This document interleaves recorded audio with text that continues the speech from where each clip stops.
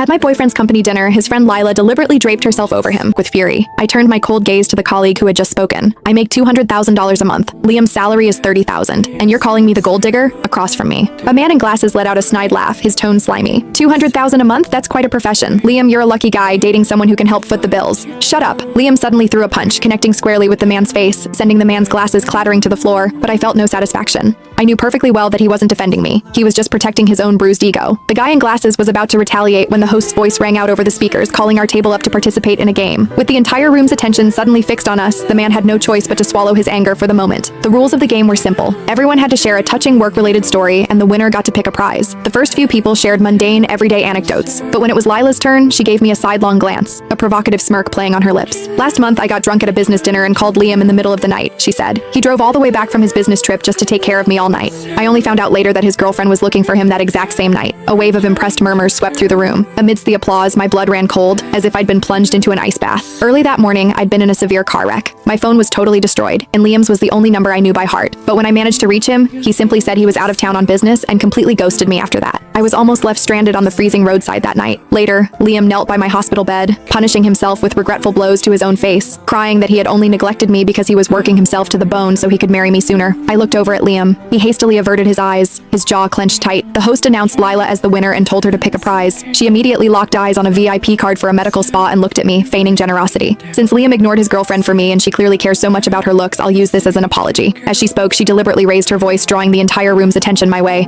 By the way, Liam's girlfriend is right here in the audience. A spotlight instantly hit me. Whispers erupted all around, thick with mockery and wild speculation.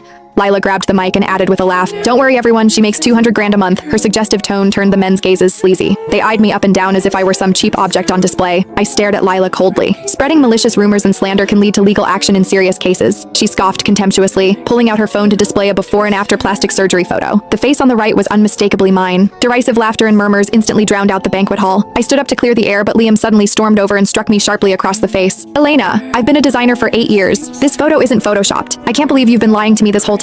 Any desire to explain myself completely died in that moment. Only one clear thought remained in my mind, that physical assault was all the evidence I needed for him to face legal consequences. Lila supported Liam with perfect timing, her voice sugary sweet. "It's okay, Liam. It's perfectly normal for a girl to want to be pretty. Not like me. I'm too lazy for even a basic skincare routine." I looked at her carefully curated no makeup look and sneered internally. Once I ripped off her mask, she'd realized just how ridiculous her so-called natural beauty really was. The host then announced that Lila and Liam would sing a duet. As I watched their backs as they walked side by side toward the stage, my mind raced. Liam was right. The photo was real, but the before and after faces belonged to two entirely different people. I was dying to know how Lila managed to get her hands on my college ID photo. I immediately texted my assistant, "I want a full background check on Lila in 30 minutes. Up on stage,